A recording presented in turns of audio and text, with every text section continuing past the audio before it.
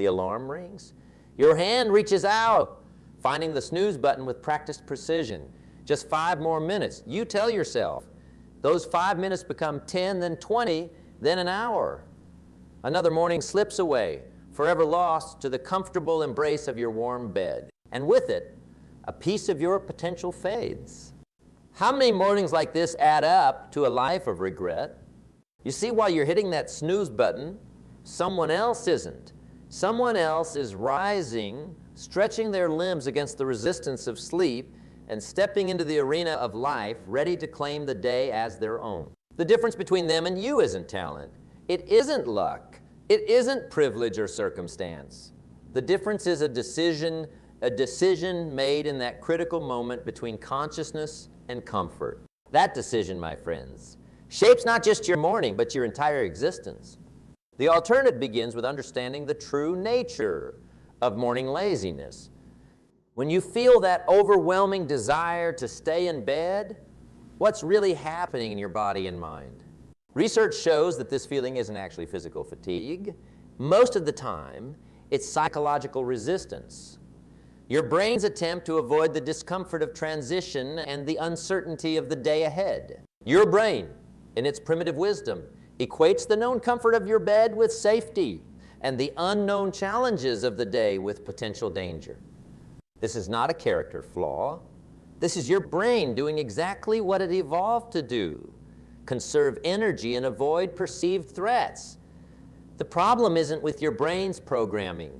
It's with the modern context in which that programming operates. In our ancestors' world, conserving energy made perfect sense. Food could be scarce and physical threats were real and immediate. But in our world of abundance and relative safety, this same instinct leads us away from growth and towards stagnation. So the morning ritual I'm about to share with you isn't about fighting against your nature.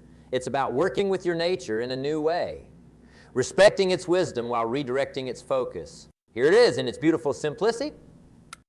When your alarm goes off, don't make staying in bed or getting up a matter of debate.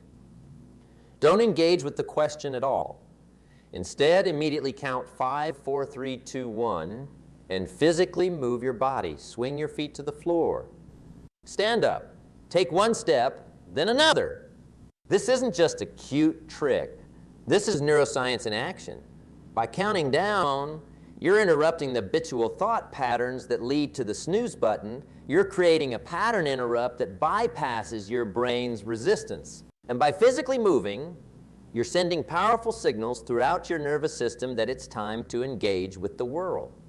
But this is just the beginning. Getting out of bed is the first victory of the day.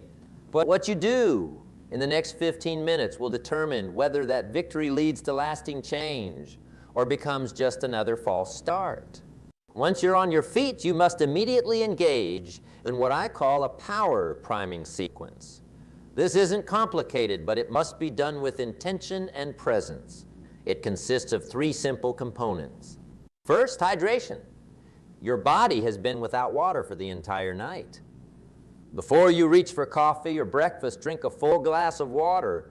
This simple act jump-starts your metabolism, flushes toxins from your system, and provides the hydration your brain needs for optimal function. Second, movement. I'm not talking about a full workout, though that's excellent if you're inclined. I'm talking about 5 minutes of deliberate physical activity. This could be as simple as stretching, a set of push-ups, or a brief walk around your home. The goal isn't calorie burning. It's to get your blood flowing and oxygen circulating to your brain and muscles. Third, and perhaps most critically, intention setting. Take 3 minutes to write down your primary goal for the day. Not a to-do list of 20 items, just the one thing that, if accomplished today, would move your life forward in a meaningful way. This focuses your mind and commits you to conscious living rather than reactive existence. This entire sequence takes less than 15 minutes, yet it completely reframes your relationship with the day ahead. Instead of starting from a place of resistance and avoidance, you're starting from a place of proactive engagement. But here's where most people go wrong. They try this for a day or two, feel good about it, And then when the initial novelty wears off, they abandon it because it doesn't feel effective anymore. This is the trap of outcome-based thinking. We expect immediate, dramatic results from our actions.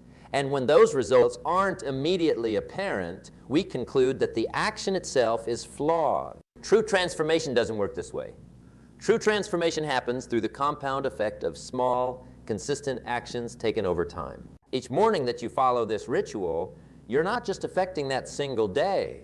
You're rewiring neural pathways, strengthening new habits, and gradually shifting your identity from someone who surrenders to laziness to someone who embraces discipline. Let me share something with you that changed my entire perspective on morning routines. For years, I struggled with consistency. I'd get excited about a new morning practice, try it enthusiastically for a week or two, then gradually slide back into old patterns. I'd beat myself up about it, question my commitment and willpower, and the cycle would continue. Then I discovered a profound truth. The problem wasn't my willpower. The problem was that I was trying to make too many changes at once, and I was linking my identity to perfect execution rather than consistent effort. So I simplified. I committed to just this basic morning sequence. No hitting snooze, water, movement, intention setting. And I made a crucial mental shift. Instead of saying, I'm going to try this new morning routine, I began telling myself, I am the kind of person who honors their morning commitment to themselves. Do you see the difference? One statement focuses on the action, the other focuses on identity, and identity is the most powerful driver of behavior. When you shift from trying to do to being the kind of person who does, everything changes. The resistance diminishes because you're no longer fighting against yourself. You're simply acting in alignment with who you are. Of course, you'll still have mornings where the bed feels impossibly comfortable and the thought of getting up seems like the hardest thing in the world. That's human. But when you've anchored this practice to your identity, you get up anyway. Not because you feel like it, but because that's who you are. And here's the beautiful paradox. The days you least feel like following through on your morning commitment are precisely the days when doing so will yield the greatest return on investment. These are the character-building moments that separate the extraordinary from the ordinary. Someone once asked me, what's the secret to success? Expecting some complex, nuanced answer. But the truth is surprisingly simple. Success in any domain comes down to doing what you said you would do consistently, especially when you don't feel like it. That's it. That's the whole game. Now, you might be thinking, this all sounds good in theory, but my situation is different. You don't understand the specific challenges I face. And you're right. I don't know your exact circumstances. I don't know if you're a single parent juggling multiple jobs, a student overwhelmed with coursework, or an executive facing immense pressure. I don't know if you struggle with chronic health issues, financial stress, or emotional trauma. But what I do know is this. Whatever your circumstances, however legitimate your challenges, the fundamental principles of human behavior and habit formation remain constant. Your specific situation may require adaptation of these principles, but it doesn't negate them. If your circumstances mean you can only dedicate 5 minutes instead of 15 to your morning ritual, then do 5 minutes with full presence. If physical limitations prevent certain movements, find alternatives that work for your body. If writing is difficult, speak your intentions aloud. The form can flex, but the essence remains. Break the cycle of the snooze button. Hydrate your body. Move in whatever way you can. Set your intention. But there's a deeper dimension to this practice that we must address, one that goes beyond mechanics and into meaning. Many people struggle with morning laziness not because they lack discipline, but because they lack purpose. When you don't have a compelling reason to get out of bed, something that ignites your spirit and calls you forward, then the comfort of sleep will always win. This is why the intention-setting component of the morning ritual is so crucial. It's not just about productivity. It's about connecting to purpose, even in small ways. When you identify the one thing that would make today meaningful, you're really asking yourself, what matters to me? What contribution can I make today? How can I move forward in a way that aligns with my deepest values? These are not just practical questions. These are existential questions that, when engaged with regularly, infuse ordinary days with extraordinary meaning. So let me ask you, out of bed in the morning, not what should get you out of bed, not what gets others out of bed, but what truly moves you. If you're struggling to answer that question, don't worry. Sometimes we lose touch with our deeper motivations. Sometimes we need to rediscover them or create them anew. The daily practice of intention setting can actually help you clarify this over time. But here's what I know for certain. There is something in this world that you care about deeply. There is some contribution only you can make. There is some problem only you can solve in your unique way. And connecting to that, even in the smallest daily actions, is the ultimate antidote to laziness. Because when you're connected to purpose, you don't need to fight laziness. Laziness simply becomes irrelevant in the face of something that matters more. This brings us to an important distinction. Discipline is not about forcing yourself to do things you hate. True discipline is about remembering what you want most over what you want now. The bed is what you want now. But a life of purpose, contribution, growth, and achievement, that's what you want most. And every morning, you get to choose between them. Now, let's go deeper into understanding why this morning ritual works at a fundamental level and how to overcome the most common obstacles you'll face in implementing it. Have you ever noticed how some days seem to spiral downward from the very start? You oversleep, rush through your morning, forget something important, get stuck in traffic, arrive late to work or school, and the whole day feels like you're trying to catch up with yourself. One small decision, hitting the snooze button, initiated a cascade of events that colored your entire day. This phenomenon is what I call the first domino principle. The first action you take each day is like the first domino in a long, complex arrangement. Knock it over in the right direction and everything that follows becomes easier. More aligned, more purposeful. Knock it over in the wrong direction, or fail to knock it over at all, and you'll find yourself working against momentum rather than with it. This is why the decision not to hit snooze, followed by the simple ritual I've shared with you, is so much more significant than it might initially appear. It's not just about those 15 minutes. It's about setting in motion a positive chain reaction that influences every subsequent decision and action. But let's be honest about something. Knowing what to do is rarely the problem. We live in an age of unlimited information. With a few keystrokes, you can access more wisdom about morning routines, productivity, and habit formation than you could consume in a lifetime. The problem isn't knowledge. The problem is implementation. The problem is that gap between knowing and doing. So let's talk about how to bridge that gap. Let's talk about what happens when real life meets good intentions. Because if this morning ritual is going to truly transform your life, it needs to withstand the test of everyday challenges. Challenge number one, but I'm not a morning person. I hear this all the time, stated as if it were an immutable fact of nature, like blood type or height. I'm just not a morning person, they say, with an air of resignation that suggests this trait is coded into their DNA. But here's what research actually shows us. While there are indeed natural variations in chronotype, your body's preferred time for sleep and wakefulness, these preferences are far more malleable than most people realize.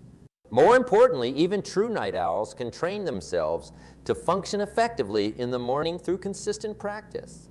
The key word there is consistent.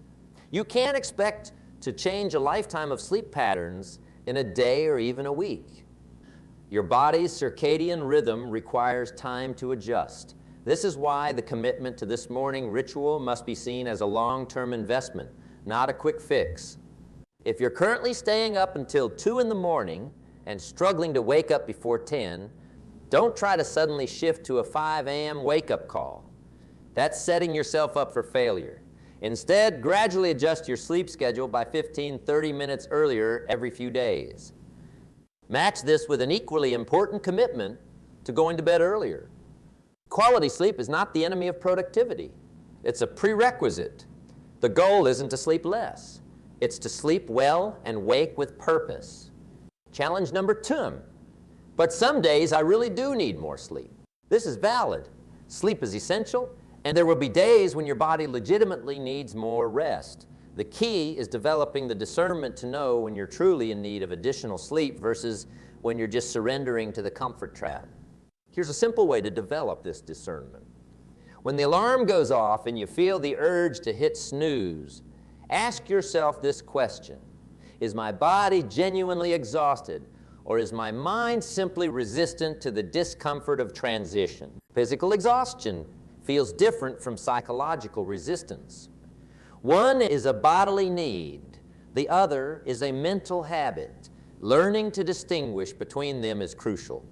If you determine that you genuinely need more sleep, then make a conscious, intentional decision to rest for a specific amount of additional time.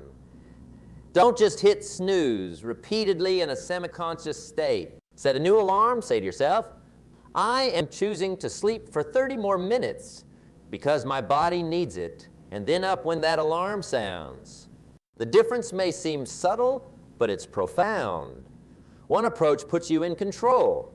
The other surrenders control to momentary impulses. Challenge number 3. But my day is already overscheduled. I can't add one more thing. I understand. Many of us live lives filled to the brim with responsibilities and commitments. The thought of adding even 15 minutes of morning ritual can seem impossible. But this perspective misses a crucial point. The morning ritual isn't something extra you're adding to your day. It's an investment that makes everything else in your day more effective and meaningful. Think of it like sharpening a saw.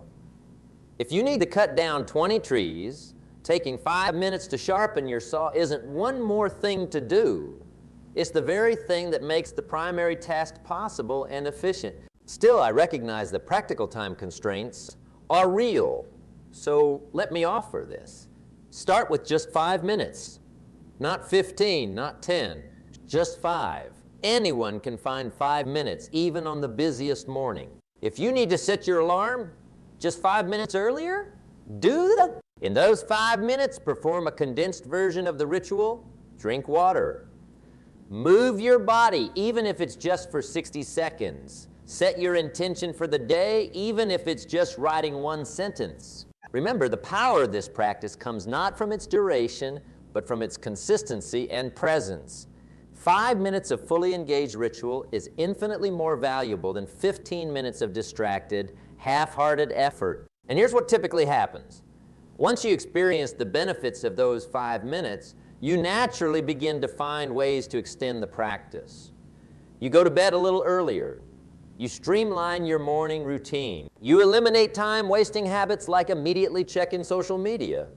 And gradually, those 5 minutes become 10, then 15, then perhaps even 30 or more. But it all starts with a commitment to 5 minutes.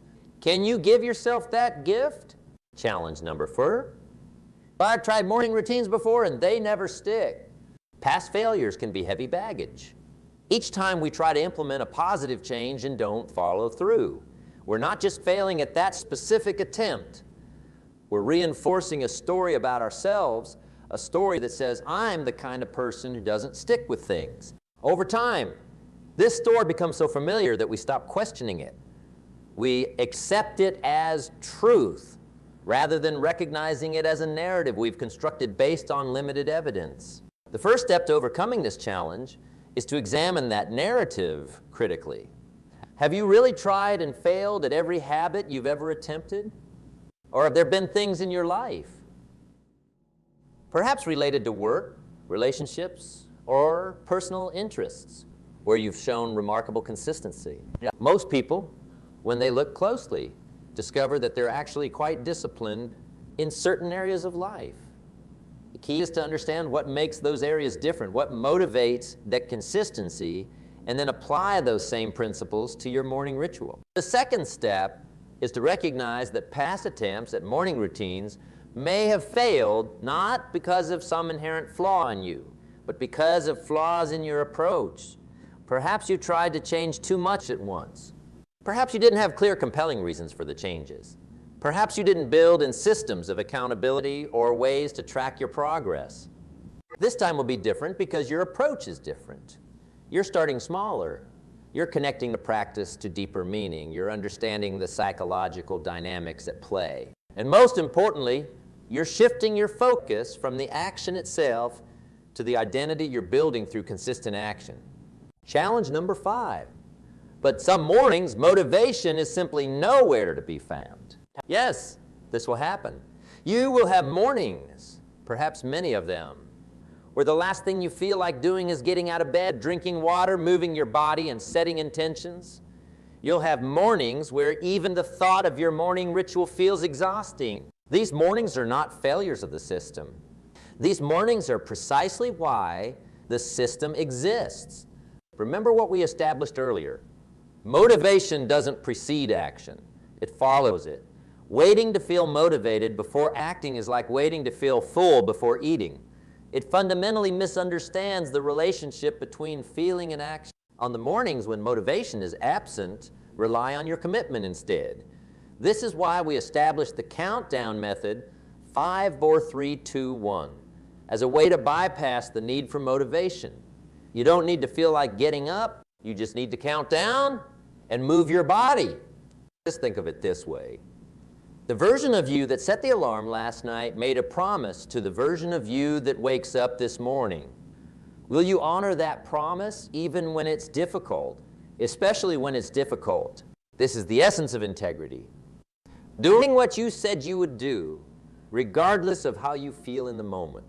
And integrity with yourself is the foundation upon which all other success is built. Because here's a truth that may be uncomfortable to hear, but is essential to embrace. No one is coming to save you from mediocrity. No one is going to appear with perfect conditions and overwhelming motivation to propel you toward your best life. If change is going to happen, it must come from within. It must come from those small daily decisions that no one sees and few would consider significant. Decisions like getting out of bed when the alarm first sounds, even when every fiber of your being resists. Now let's shift our focus to something equally important. The evening routine that supports. You see, the battle against morning laziness isn't actually won in the morning. It's won the night before. The decisions you make in the evening hours directly impact your ability to rise with purpose and energy. First and foremost is sleep quality. The research is unequivocal. The quality of your sleep affects everything from your willpower and decision-making abilities to your emotional regulation and physical energy. Yet many of us sabotage our sleep in ways we don't even recognize. We expose ourselves to blue light from screens right up until bedtime, disrupting our body's production of melatonin, the hormone that signals it's time to sleep. We consume caffeine or alcohol in the evening, both of which interfere with deep, restorative sleep cycles. We bring work-related stress or interpersonal conflicts to bed with us, keeping our nervous systems in a state of alertness when they should be winding down. If you're serious about conquering morning laziness, you must be equally serious about evening preparation. This means establishing a wind-down routine that signals to your body and mind that it's time to transition from the day's activities to restorative rest. Ideally, this routine would include disconnecting from screens at least an hour before bed. If this seems impossible, start with just 30 minutes or use blue light blocking glasses if you must look at screens. Engaging in calming activities that help transition your nervous system from sympathetic fight or flight to parasympathetic Rohn digestion. This could be reading, gentle stretching, meditation, or simply sitting quietly and reflecting on the day. Preparing for the morning by setting out what you'll need. Workout clothes, journal, water bottle, so that your morning ritual encounters minimal friction. Reviewing your calendar for the next day and identifying your most important task or priority. This allows your subconscious mind to work on solutions while you sleep and prevents the morning feeling of overwhelm. Setting your alarm with intention, not as the absolute latest time you can wake up and still make it to work, but as the time that allows you to engage fully with your morning ritual. These evening practices might seem tangential to the issue of morning laziness, but they're actually foundational.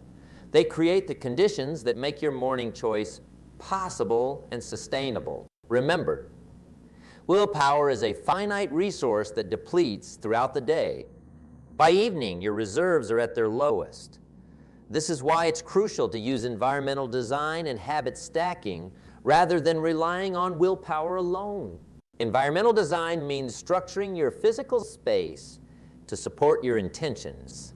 Keep your alarm across the room so you have to physically get out of bed to turn it off. Have your water and workout clothes ready.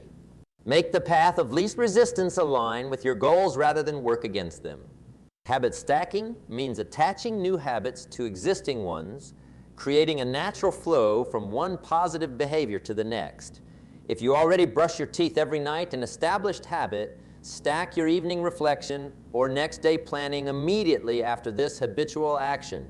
The established habit becomes the trigger for the new one, making implementation much more seamless. Now let's address something that many productivity experts overlook, but that, I believe, is essential for sustainable change: forgiveness and flexibility. There will be days when, despite your best intentions and preparations, you fall short. You hit snooze. You rush through your morning without completing your ritual. You give in to the pull of immediate comfort over long-term growth. When this happens, not if, but when, how you respond makes all the difference. Many people use these inevitable lapses as evidence that their efforts are futile. See? They tell themselves, I knew I couldn't do this. I'm just not disciplined enough. And with that narrative firmly in place, they abandon their practice entirely, returning to old patterns until the next burst of inspiration or frustration propels them to try again, thus perpetuating the cycle of start-stop, restart that characterizes most people's relationship with positive habits. A more effective approach is what I call compassionate consistency. This means holding the intention firmly while allowing for human imperfection in the execution. When you miss a morning, don't waste energy on self-criticism. Simply note what happened. Identify any triggers or circumstances that contributed to the lapse. Adjust your approach if necessary, and recommit to tomorrow's practice with the same enthusiasm you had on day one. The goal isn't perfect adherence. The goal is a positive trend line over time. If you're hitting your morning ritual 5 days out of 7, that's not failure. That's a life-changing success compared to 0 days out of 7. And often, what seems like failure is actually valuable feedback. Perhaps your alarm isn't loud enough. Perhaps you need more accountability. Perhaps there's an emotional or psychological barrier you haven't fully addressed. Each failure is an opportunity to refine your approach and deepen your understanding of yourself. This brings us to an essential point about sustainable change. The path is never linear. Progress doesn't look like a straight diagonal line moving ever upward. It looks more like a stock market chart. General upward trend over time, but with plenty of dips, plateaus, and occasional sharp drops along the way. The people who succeed in the long run aren't those who never experience setbacks. They're the ones who expect setbacks as part of the process and have strategies for getting back on track quickly when they occur. So build resilience into your plan from the start. Ask yourself, what will I do when, not if I miss a morning, how will I respond? What will bring me back to my practice? Having this contingency plan in place doesn't make failure more likely. It makes recovery more immediate, which is ultimately what determines your success. Let's talk now about the deeper transformations that begin to occur as this morning ritual becomes integrated into the fabric of your life. Think about something in your life that's so deeply integrated into your identity that you don't even question doing it. Perhaps it's brushing your teeth or showing up for work or caring for a loved one. You don't debate whether to do these things. You don't require motivation or awards. You simply do them because they're expressions of who you are. That's the goal with your morning ritual. Not that it becomes another should in your life, but that it becomes a natural expression of your identity as someone who values their time, energy, and potential enough to protect the first moments of each day. This identity solidifies, something remarkable happens. The effort required to maintain the practice diminishes even as the benefits multiply. What once demanded all your willpower becomes second nature. What once felt like sacrifice begins to feel like freedom. And then, almost imperceptibly, the ripple effects begin to spread into other areas of your life. You find yourself making better nutritional choices because they align with your new self-image. You become more discerning about how you spend your time and energy. You set clearer boundaries. You pursue goals that once seemed beyond your reach, all from a simple morning ritual. Yes, because it's never been just about the ritual itself. It's about the bridge it builds between intention and action, between who you aspire to be and who you are in the daily moments of your life. This is the transformative power of consistency in seemingly small things. This is how ordinary mornings become the foundation of an extraordinary life. But let me be clear about something. This path is not about pursuing some idealized, perfect version of productivity or success as defined by others. It's about creating space at the beginning of each day to connect with yourself and your deepest values before the world rushes in with its demands and distraction. For some, this morning space will be used to advance career goals or business ventures. For others, it will be about creative expression, spiritual practice, or physical well-being. The content of your morning ritual may evolve over time as your needs and priorities shift. What matters is not what specifically fills that space, but that you consistently claim it as your own, because in a world that constantly competes for your attention and energy, the act of reserving the first moments of the day for yourself is both a practical strategy for effectiveness and a profound act of self-respect. So as we move forward, I want to challenge you to make a decision, not just an intellectual agreement with the concepts I've shared, but a heart-level commitment to yourself and the life you know is possible. Will you continue to surrender your mornings to the comfort of your bed, knowing that with each snooze button press, you're choosing immediate ease over lasting fulfillment? Or will you claim those first moments as sacred territory, using them to set in motion a chain of events that day by day brings you closer to the person you're capable of becoming? The choice, as always, is yours. But know this, that choice is never just about this morning or tomorrow morning. It's about who you become through the accumulation of those choices over days, months, and years. Choose wisely, my friends. Choose wisely.